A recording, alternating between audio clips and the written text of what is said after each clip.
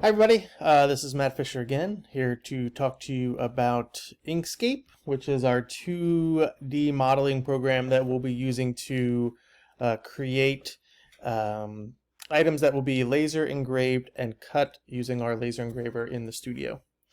So first, I'll tell you about the program we'll be using. It's called InkScape. You'll want to download version 1.2.2. This is free software. Does not cost you anything to download or to use. So when you go to the website, which is inkscape.org, then you go to download, you'll see it'll offer you different choices based on your operating system. I'm using a Mac, so I will download the Mac version to my computer. You'll see it'll automatically start downloading to your computer, and then you'll install it to your computer as you would install any program you download.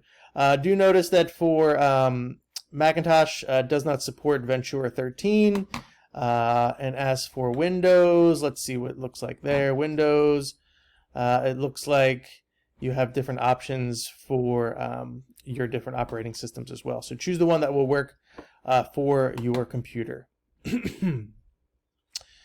Once you have your program downloaded to your computer, when you bring it up, this is what your program will look like as we use it. So I'm currently opening Inkscape here. Here we go. You'll see that the interface looks similar to programs that you may have used in the past.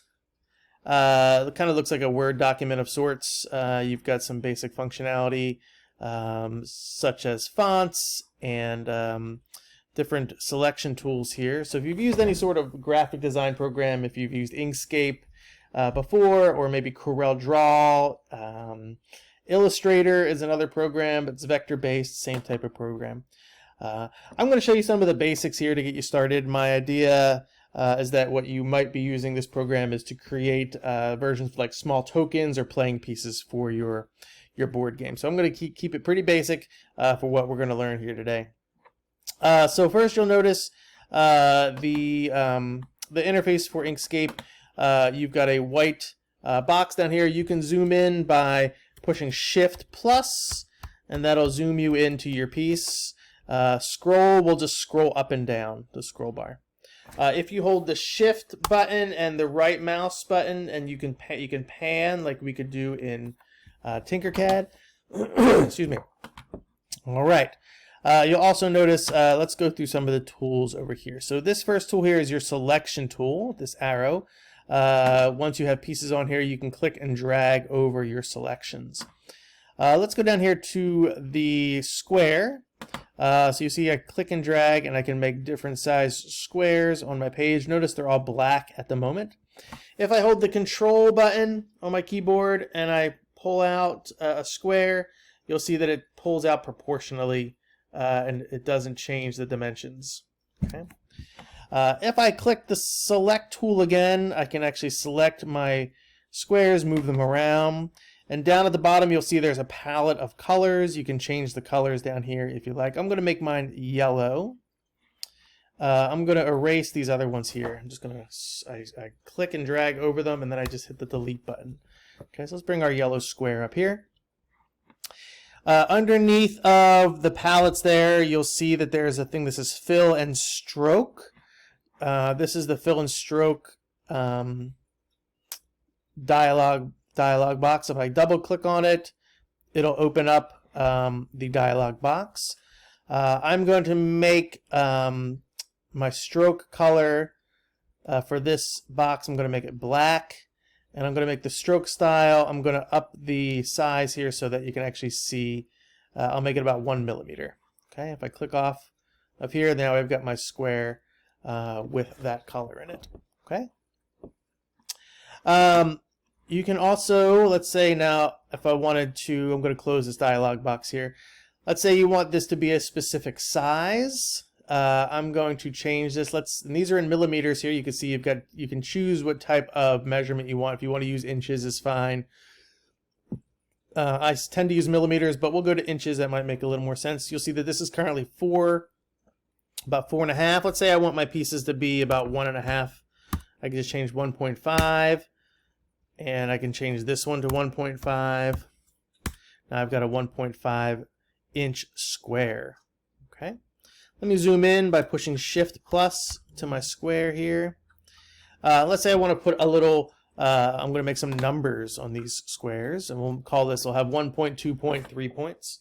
So I'm just going to put in here, I'm going to type in 1 point. You'll notice that it's still filling in the colors that I used for my square here. I don't really want that. So I'm going to go down here, I'm going to change the fill to black.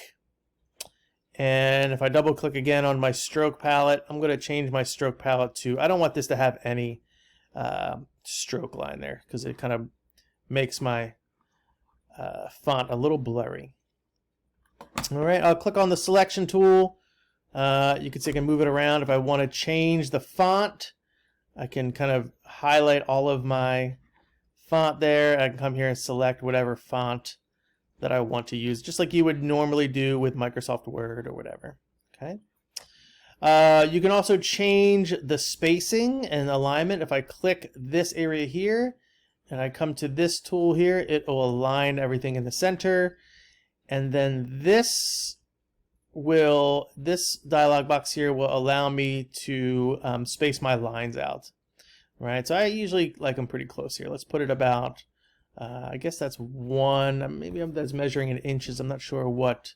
It looks like it says lines, but you could probably change it to, if you even change it to inches, right? You'll see the different measurements there. Okay. All right. So I'm going to take my font here. I'm going to put it inside my box. You'll see it's a little too big. I can hold Control. And I scroll down, and there we go. Now I can kind of make that right in the center of my box. If you want to align everything, right, because like we want to make everything so it's lined up, you'll see there is actually an align bar, or I'm sorry, an align dialog box. If you go to Object, go down here to Align and Distribute, it'll bring open your Align palette. Looks like this. If I click and drag over both of my objects, I can then select to center in the middle and to center in the middle there. One thing you should know is that if I don't select the entirety of the object, it will not select it. So if I just click here, I'm not collecting the whole text or the whole box.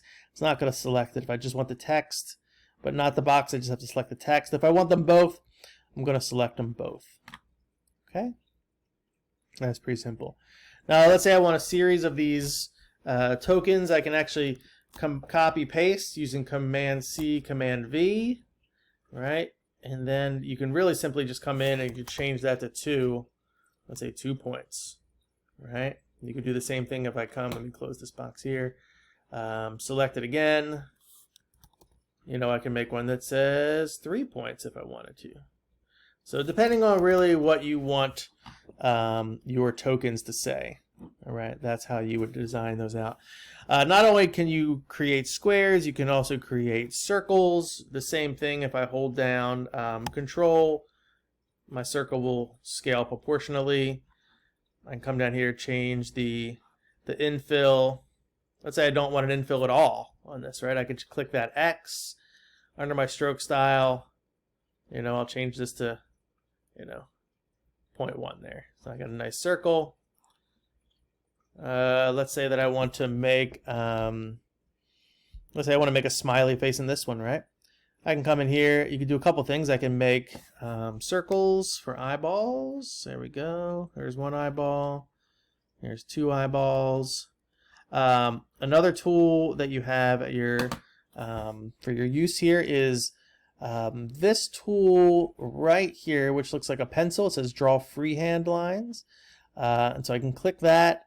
What you'll see is there's different modes, right? This one here, this is just a line tool. Look at that, I made some weird smile. So I can come in here and literally just create a weird smiley face. Now that looks really crooked, right? I don't really like the way that that smile is presented there, right? I want it to be more uniform. So look at the tool underneath of the selection tool here.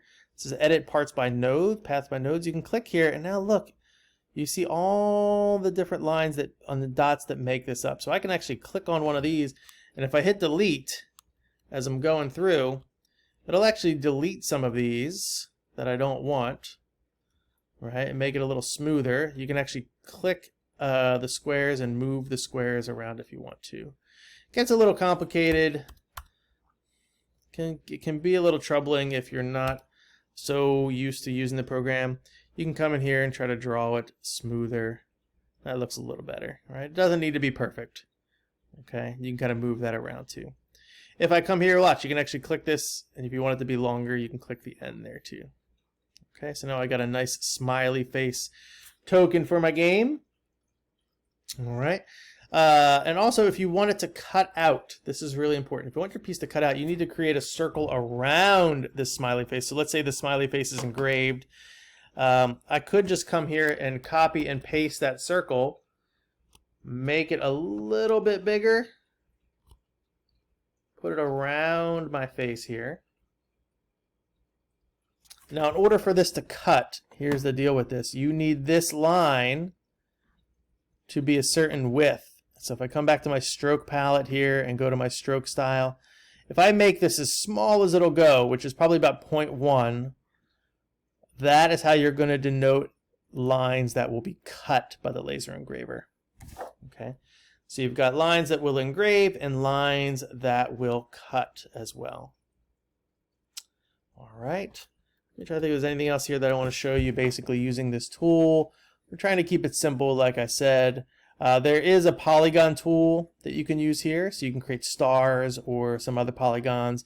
So if I got my star tool, I can actually literally just click and drag. You can create increase the number of corners that you have, decrease the number of corners you have, right? And so that will be helpful if you wanted to create some star-shaped objects as well. All right, so once you create your object in Inkscape, what we're going to do is you can share your file with me. We're going to come here, we're going to export this file, and what we're going to export as is we want an SVG file, and the one we're going to use is this, where is the format here? I'm looking, it's either going to be a plain SVG is the one that we would use, or I think we can also save as, I think there is one that's called Optimize SVG, and this one seems to work the best. So once you have your file, you can export it as this optimized SVG and send that to me. And then we'll call this like Matt's, we'll call this Matt's game pieces. We'll save that as an optimized SVG, hit save. And that's what you would send me, and I can engrave those on our laser engraver, our Epilogue laser engraver. Okay, that is the basics of Inkscape. Again, trying to keep it simple because the program can be fairly complicated, but we're just going to do some simple work to make some game pieces and game tokens. Okay, everybody, I'll see you in class. Thank you.